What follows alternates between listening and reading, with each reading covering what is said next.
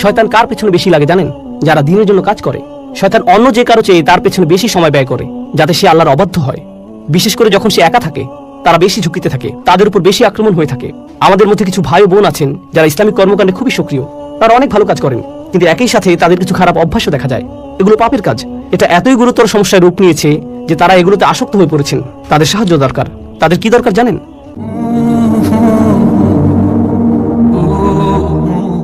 এটা মানুষের স্বাভাবিক প্রবৃত্তি যে যখন মানুষ খারাপ পরিস্থিতির মধ্যে পড়ে, সবচেয়ে ইমানদার ব্যক্তিটিও, সবচেয়ে আমলদার ব্যক্তিটিও যে সব সময় ভালো কাজ করে, যখন কেউ তাকে অপমান করে বা কেউ তার কাজের প্রশংসা করে না এবং খারাপ কিছু ঘটে, এমনকি হতে পারে তা কোনো ইসলামিক কাজে, তখন সে হতাশ হয়ে পড়ে। এরা ভালো মানুষ, সবরের ব্যাপারে তাদের চেয়ে কে ভালো জানে? তবুও আপনাকে সেই আলেম, সেই ইমাম, সেই কর্মী, সেই দায়ী, সেই শিক্ষকের কাছে যেতে হবে, গিয়ে বলতে হবে, ভাই আপনার ধৈর্য ধরা উচিত। যখন আপনি তাদেরকে এভাবে বলবেন, এতে কি তাদের উপকার হবে? হ্যাঁ, হবে। যদিও তারা এটা ইতিমধ্যেই জানে, যদিও তারা সবরের ব্যাপারে ইতিমধ্যেই অনেক জানে, তবুও তারা এই তাওয়াসি এর মাধ্যমে উপকৃত হবে। তাওয়াসি বিস সবর নিজেদের মধ্যে ঘটে, আর এটাই এখানে আবশ্যকীয়। এটা তাওয়াসি বিল হক এর বিপরীত। তাওয়াসি বিস সবর তাদের জন্য যারা তাওয়াসি বিল হক থামিয়ে দিয়েছে, কারণ তারা ফলাফল দেখতে না পেয়ে হতাশ হয়ে পড়েছে। কিভাবে তারা তাদের উদ্যম ধরে রাখবে? একে অপরকে অধ্যবসায়ের ব্যাপারে তাগিদ দেওয়ার মাধ্যমে। সবচেয়ে সহজভাবে বলা হয়েছে আলাল মাসাইব, অর্থাৎ আপনাকে ধৈর্য ধরতে হবে, অধ্যবসায় চালিয়ে যেতে হবে, ধারাবাহিকতা ধরে রাখতে হবে। পরিস্থিতি যতই খারাপ হোক না কেন, অসবরু আলা মা আসাবাক, যতই বিপদ আসুক না কেন, আপনাকে চেষ্টা চালিয়ে যেতেই হবে। এটা হলো একটা অর্থ। অপরটি হলো আনিল মাআসি, অর্থাৎ আপনাকে পরীক্ষা করা হবে।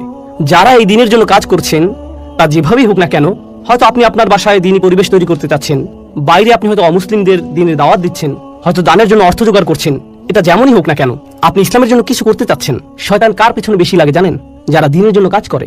শয়তান অন্য যে কারো চেয়ে তার পেছনে বেশি সময় ব্যয় করে, যাতে সে আল্লাহর অবাধ্য হয়। বিশেষ করে যখন সে একা থাকে, তারা বেশি ঝুঁকিতে থাকে, তাদের উপর বেশি আক্রমণ হয়ে থাকে। সুতরাং আল্লাহর অবাধ্যতা থেকে বাঁচার জন্য আপনার সবর করা উচিত। একই সাথে আল্লাহর আনুগত্যের জন্য আপনার সবর করা উচিত। অর্থাৎ আল্লাহর আনুগত্য করাও কঠিন হয়ে থাকে, কিন্তু আপনাকে অধ্যবসায় চালিয়ে যেতে হবে। আমরা কিছু ঘটনা জানি, এগুলো সত্যিকারের ঘটনা, কোনো বানানো কিছু নয়। আল্লাহ আমাদের সাথে কথা বলেছেন, তিনি আমাদের নিয়ে কথা বলেছেন, এবং তিনি ভালোভাবে জানেন আমরা কিভাবে জীবনযাপন করি।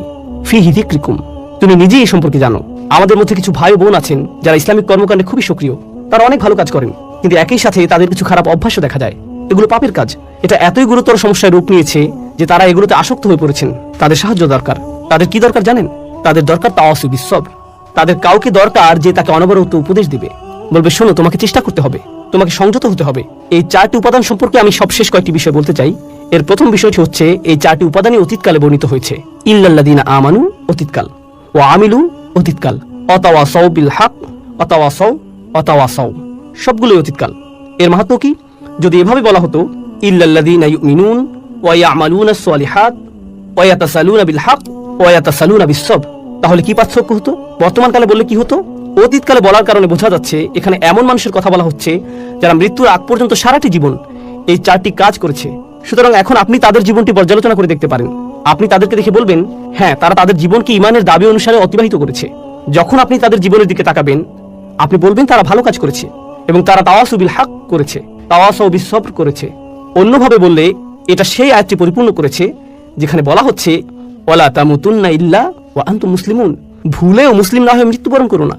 আপনি যখন তাদের জীবনটি দেখবেন, আপনি বলবেন না তারা আগে ভালো ছিল, পরবর্তীতে তারা বিপথে চলে গেছে, তাদের জীবনের শেষ দিনটি পর্যন্ত তারা অটুট ছিল। সুতরাং আপনি তাদেরকে দেখে অবশ্যই বলবেন তারা এই 4টি বিষয় পরিপূর্ণ করেছে। তাই এগুলোকে অতীতকাল বলার কারণ বোঝা যায়, মৃত্যুর আগ পর্যন্ত তাদের গোটা জীবনটি এই 4টি কাজের সমষ্টি। এরাই সফল হয়েছে। অর্থাৎ আপনি থামতে পারবেন না। আপনি এমন একটা জায়গায় পৌঁছাবেন যখন মানুষেরা আপনার সম্পর্কে বলবে এই 4টি বিষয় আপনি পূর্ণ করেছেন। এটাই হলো দ্বিতীয় মাহাত্ম্য। এর শেষ বিষয়টি হলো, যা আমার মনে হয় সূরা আসরের এই আলোচনার অন্যতম গুরুত্বপূর্ণ বিষয়, তা হলো বায়ের কয়েকটি তাৎপর্য আপনারা জানেন। বিল হক শব্দটি নিয়ে আমরা আলোচনা করেছি। একইভাবে যখন তারা তাওয়াসি বিস সবর করে, যখন তারা একে অপরকে উৎসাহ দেয় ধৈর্যের সাথে, তারা ধৈর্যের সাথে ধৈর্যের উপদেশ দিচ্ছে এবং তারা একে অপরকে ধৈর্যের প্রতি উৎসাহ দেয়।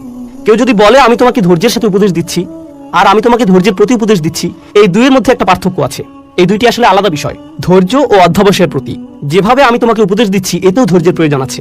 এই উপদেশ দেওয়ার জন্য আমাকে ধৈর্য ধরতে হবে। আপনাকে তাড়াহুড়া করলে চলবে না, আপনাকে খুবই ধৈর্যশীল হতে হবে। যে আল্লাহর প্রতি অবাধ্য আচরণ করে, তার প্রতি আপনাকে খুবই সহনশীল হতে হবে। আপনি তাকে পরামর্শ দিবেন, এই পরামর্শ দেওয়ার সময় আপনাকে ধৈর্যশীল আচরণ করতে হবে। আর আপনি তাকে কিসের প্রতি উৎসাহ দিচ্ছেন? ধৈর্যের ব্যাপারেই। তাহলে আপনি যেভাবে তাকে পরামর্শ দেন, তাতে ধৈর্যের প্রয়োজন হয়। আবার এই ধৈর্য ধারণের প্রতি আপনি তাকে উৎসাহ দিচ্ছেন। শেষ আরেকটি বিষয় আমার মনে পড়েছে, এটা নিয়ে একটু বলি। এই 4টি বিষয় আসলে একে অপরের জন্য একটা পরীক্ষার মতো, অর্থাৎ যদি কেউ সবর হারিয়ে ফেলে, শেষ কথা হচ্ছে এই 4টি বিষয় আসলে একে অপরের জন্য একটা পরীক্ষা। অর্থাৎ যদি কেউ সবর হারিয়ে ফেলে তাহলে সে তাওয়াসু বিল হক করতে পারবে না। কেন পারবে না? কারণ যখনই সে মানুষকে সত্যের ব্যাপারে জানাতে যাবে, মানুষ এমন কথা বলবে যা সে সহ্য করতে পারবে না। আর যখন মানুষের এমন কথা সে শুনবে, পরিস্থিতি তার জন্য কঠিন হয়ে যাবে। সে বলবে আমি এটা নিতে পারছি না। যখন সে বলবে আমি এটা নিতে পারছি না, আমি সহ্য করতে পারছি না, এ থেকে তার কিসের ঘাটতি বোঝা যায়? সবরের ঘাটতি। সুতরাং যখন কেউ সত্যের প্রতি আহ্বান করে না, বুঝতে হবে সেখানে সবরের ঘাটতি আছে। আরেকটি বিষয় থেকে বোঝা যায়, তা হলো কেউ হয়তো ভাবতে পারে যে সে সত্যের প্রতি ডাকছে, কিন্তু এই কথায় কারো কোনো সমস্যা হচ্ছে না। সে ভাবছে যে সত্যের প্রতি ডাকছে, কিন্তু তার এই ডাকায় কারো কোনো সমস্যা নেই, কেউ তার কথায় ক্ষুব্ধ হচ্ছে না। এর মানে কি জানেন? আপনি যেহেতু সবর ছাড়াই তাওয়াসু বিল হক এর প্রতি মানুষকে ডাকতে পারেন, আপনি খুব সম্ভবত তাওয়াসু বিল হক করছেন না। কেননা এই পৃথিবীর সবচেয়ে ভদ্র ও নরম মনের মানুষেরা যখন মানুষকে সত্যের পথে ডেকেছে, তারা বিপদে পড়েছেন। এটা হচ্ছে এই কাজের আবশ্যিক ফলাফল।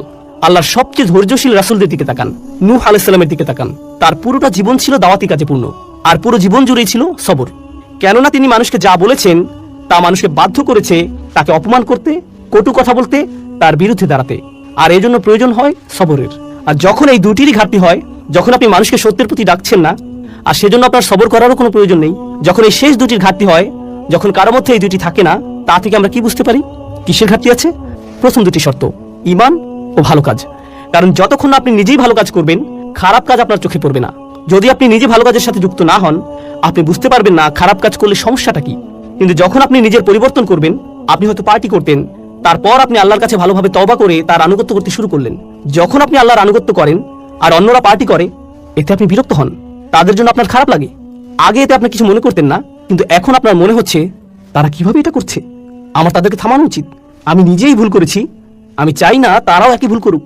এটা আপনাকে কষ্ট দেয়। কিন্তু এটা যদি আপনাকে কষ্ট না দেয়, আপনার যদি কখনো মনে না হয় যে আপনার তাদেরকে থামানো উচিত, তার মানে হলো আপনি ভালো কাজের প্রতি প্রতিশ্রুতিশীল নন। আর আপনার যদি ভালো কাজের ব্যাপারে প্রতিশ্রুতি না থাকে, তার মানে আপনার কি নেই? ঈমান। তাহলে এই সবগুলো বিষয় হচ্ছে লাজিম ও মালজুম। এগুলো একটি অপরটির আবশ্যিক ফলাফল এবং একটি আরেকটির সাথে ওতপ্রোতভাবে জড়িত।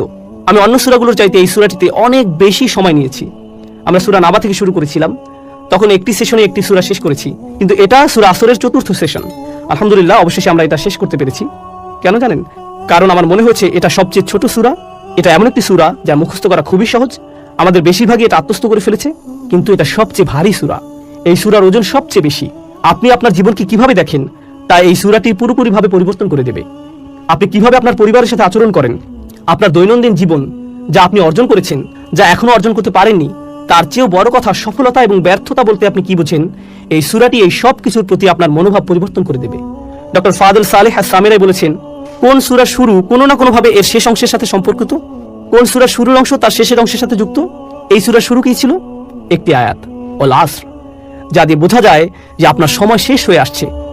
আর শেষ আয়াতটি হলো 4টি উপাদান নিয়ে, যা আমরা গত 2 সেশন ধরে আলোচনা করছি। তাহলে এই দুইটি অংশ একটি অপরটির সাথে কিভাবে যুক্ত? ঈমান, ভালো কাজ, তাওয়াসু বিল হক, তাওয়াসু বিস সবর। এর ব্যাপারে সচেতন হওয়ার জন্য আপনার সময় শেষ হয়ে আসছে। আপনি সময় থাকতে সবকিছু ঠিক করে নিন। আপনার নিজের জন্য এটা খুব জরুরি একটা বিষয়। ইন্নাল ইনসানা লাফি খুসর, এটা কে? আপনি ধরে নিন, ইন্নান নাফসি, আমার নিজের জন্য। আমি নিজেই ক্ষতির মধ্যে আছি, আমি বিপদের মধ্যে আছি। আল্লাহ তাআলা আমাদেরকে তাদের অন্তর্ভুক্ত করুন যারা সূরা আসরের 4টি শর্তকে পূর্ণাঙ্গভাবে পালন করতে পেরেছে।